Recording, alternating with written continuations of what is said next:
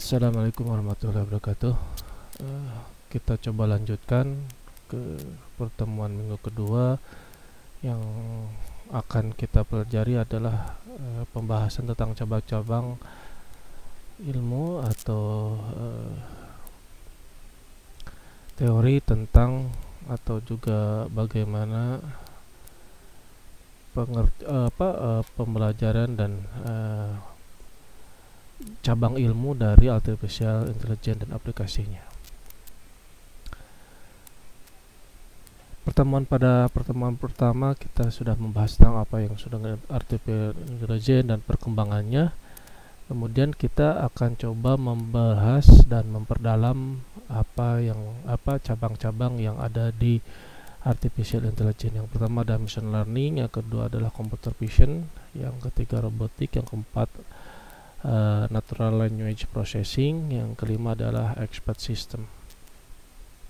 Kita bahas tentang machine learning dulu ya, dimana cabang untuk machine learning ini memungkinkan komputer belajar dari data secara otomatis tanpa pemrograman eksplisit untuk setiap tugas. Jadi pembahasan lebih sederhananya, kita hanya membuat suatu prompt agar komputer dapat belajar otomatis di prompt yang pertama, sehingga kita tidak harus melakukan atau menginput lagi program-program di setiap tugas yang harus dilakukan oleh komputer tersebut.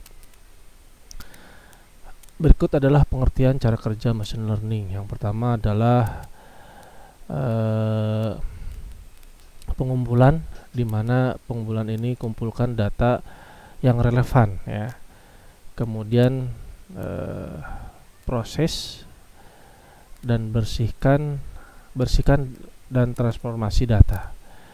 Kemudian bagaimana komputer ini melakukan latih model dengan data, kemudian diuji coba dan dinilai kinerjanya seperti apa. Kemudian gunakan model untuk perkiraan. Jadi bagaimana ini terus-menerus secara berkesinambungan, bagaimana algoritma ini digunakan untuk menganalisa data historis, membangun model prediksi, dan terus meningkatkan akurasi seiring bertambahnya data. Yang perlu kita ketahui dan perlu kita ingat bahwa setiap tahapan dalam pipeline ini saling bergantung, sehingga bagaimana kualitas data, kemudian model, kemudian evaluasi, memastikan prediksi ini dapat dihasilkan dan dapat diandalkan ya. Ada beberapa aplikasi machine learning di bidang teknik. Yang pertama di bidang teknik elektro, bagaimana machine learning memprediksi beban listrik pada smart grid. Kemudian deteksi gangguan jaringan listrik secara otomatis. Yang selanjutnya adalah prediksi konsumsi energi real time. Di industri manufaktur, kita ketahui bahwa ada yang namanya preventif dan prediktif.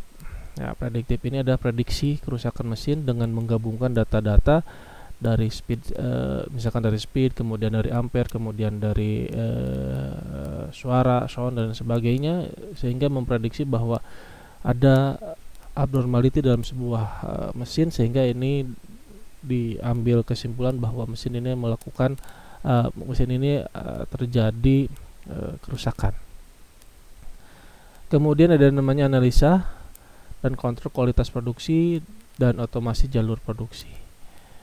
Di bidang teknologi digital, bagaimana sistem rekomendasi konten dan produk, kemudian deteksi spam dan ancaman cyber, dan personalisasi layanan pengguna. Ini yang sebenarnya kemarin disidak oleh Menteri Komdigi ya ke kantor Meta ya, di mana sebenarnya sudah diterapkan di Indonesia dengan perusahaan-perusahaan yang masih belum terkoordinasi dengan bagus di pemerintah ya. Kita akan bahas tentang computer vision, di mana teknologi ini memungkinkan komputer memahami dan menganalisa konten visual, meniru kemampuan penglihatan manusia dan membaca gambar serta video. Ini cara kerja dan aplikasi computer vision, di mana tahapan computer vision yang pertama adalah pengambilan gambar, pengolahan citra, ada ekstraksi fitur, dan kemudian ada pengenalan objek. Ya, ini sebenarnya ada juga yang sudah dilakukan di teknologi ini pada saat kemarin COVID ya, di mana ada absensi yang menggunakan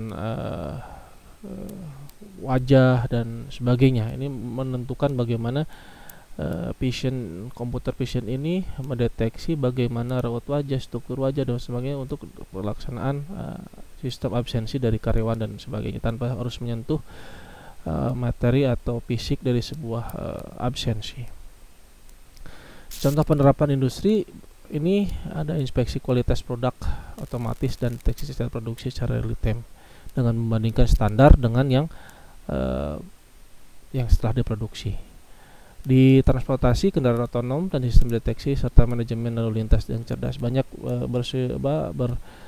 bermunculan ya, bagaimana mobil cerdas yang ada di Cina yang parkir dan keluar dari parkir sendiri tanpa menggunakan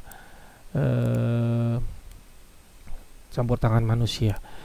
Yang kalau misalkan di transportasi ini ada yang pernah masuk ke Pascal 23, bagaimana sistem parkir ini deteksinya adalah di tempat parkir itu ada lampu agar tidak terlalu kita mencari tempat parkir yang kosong, dan di mana ada penunjuk dan pembeda yang di mana kalau yang sudah terisi itu warnanya merah di setiap parkir itu ada. Kalau bayangkan kalau ada 1000 tempat parkir, kita cari-cari tempat parkir kosong dengan teknologi yang sudah digunakan, bagaimana tempat parkir yang kosong itu lampu yang berwarna hijau dan yang terisi itu warnanya merah. Jadi kita tidak perlu lagi cari-cari mana parkir kosong dan sebagainya, kita melihat lampu di mana posisi yang kosong, kita langsung menuju ke tempat kosong tersebut.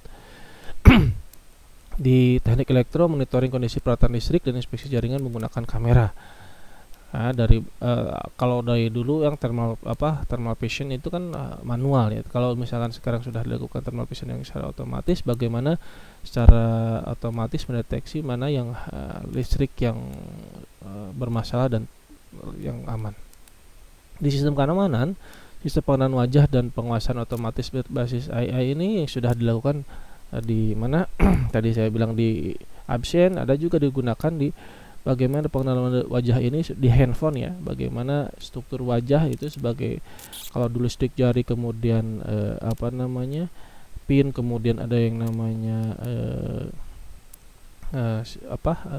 pola dan sebagainya, sekarang sudah ke wajah ya. Jadi fitur-fitur computer vision sudah dilakukan sebenarnya, cuma kita tinggal mengembangkan dan memahaminya saja.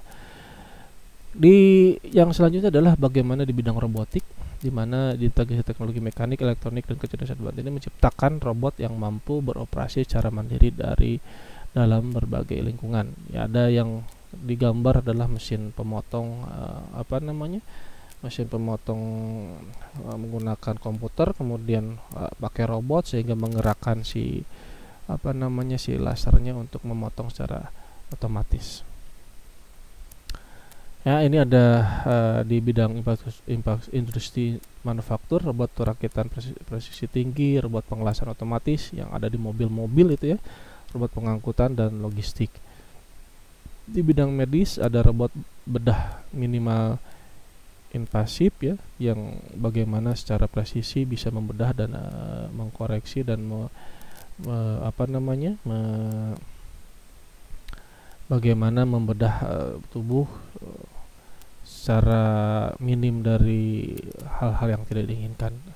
Ada robot rehabilitasi pasien yang membantu bagaimana pasien bergerak yang proses ya, asalnya gerakannya kurang maksimal, dibantu rehabilitasi dengan bantuan robot secara simultan, dan bagaimana menstimulasi fungsi saraf dan sebagainya secara robot. Kemudian ada sistem asistif berbasis AI. Di dunia elektro yang pada saat ini kita pelajari, bahwa robot inspeksi jaringan listrik, kemudian robot pemelihara gardu listrik, dan drone inspeksi saluran transmisi yang ini sering digunakan di sistem distribusi listrik ya, baik oleh PLN maupun swasta. Yang selanjutnya adalah natural language processing, di mana cabang AI ini adalah memungkinkan komputer memahami, menginterpretasikan, dan merespon bahasa manusia, baik dalam bentuk teks maupun suara. Ini yang sudah dilakukan sebenarnya udah Google ya, Google Assistant, ada Gemini dan lain sebagainya, sehingga bagaimana perintah-perintah suara ini sudah bisa dikembangkan atau bisa memahami perintah-perintah yang diberikan, meskipun ya dengan keterbatasan dan beberapa perkembangan teknologi yang masih harus disempurnakan, ternyata bagaimana suara itu lebih susah dibanding dengan vision dan robotik ya. Nah, apa pengertian NLP ini adalah bagaimana memfokuskan diri pada interaksi antara komputer dengan bahasa manusia. Kalau ada yang pernah melihat di Iron Man ya, bagaimana Japri ini untuk Jarvis ya, untuk mendengar suara dari si Iron Man. Kemudian di Indonesia juga ada di film Ruang Waktu ya, Sahabat dan sebagainya. Jadi bagaimana interaksi menggunakan suara, di mana mesin ini untuk membaca, mendengar, dan memahami bahasa alami manusia dengan cara yang kontekstualnya ya. Bagaimana contoh aplikasi NLP? Ada chatbot, layanan pelanggan, ada asisten virtual, ada sistem penerjemah ya, ada analisis sentimen. Yang selanjutnya atau yang yang kelima adalah expert system, di mana sistem AI ini menurut kalian seorang pakar manusia untuk memecahkan masalah, ya ini di ChatGPT ya. Kemudian ada beberapa komponen aplikasi. Yang pertama knowledge base, kemudian ada interference engine, kemudian ada user interface. Contoh penerapannya ada diagnosis kerusakan mesin, ada konsultasi medis, ada diagnosis gangguan listrik. Di bidang teknik itu sendiri, yaitu telah mengubah landscape teknik modern dari sistem tenaga listrik menjadi manufaktur cerdas dan transportasi otonom tadi yang disampaikan. Tenaga listrik, manufaktur, sistem transportasi, sistem ini bagaimana semua sektor ini kombinasi cabang AI-nya berbeda, mulai dari machine learning untuk analitik prediktif, kemudian ada komputer vision untuk inspeksi visual, robotik untuk otomasi listrik dan sebagainya. Ini perbandingannya, fokusnya belajar, kemudian ada analisis gambar, teknologi kuncinya algoritma, ada image processing, ada sensor dan sebagainya. Itu nanti dipelajari perbandingan antara machine learning, computer vision, robotik, NLP, dan expert system. Jadi dari materi yang saya sampaikan adalah bagaimana kita harus tahu bahwa penguasaan cabang-cabang AI bukan hanya relevan secara akademis, tapi merupakan kompetensi strategis yang semakin dibutuhkan industri teknik di era transformasi ini. Artinya bagaimana dengan machine learning ini, computer vision, robotik, dan NLP dan expert system di cabang-cabang AI ini, bagaimana setiap data, big data dan semua harus tetap harus tetap berkembang dan harus tetap diupdate, sehingga untuk mencapai pengambilan keputusan itu dengan data dan sumber yang adaptif ya, sehingga tidak ketinggalan zaman dan sebagainya. Itu saja mungkin untuk pertemuan kali ini. Mudah-mudahan apa yang saya sampaikan ada manfaatnya. Mohon maaf bila ada kekurangan. Assalamualaikum warahmatullahi wabarakatuh.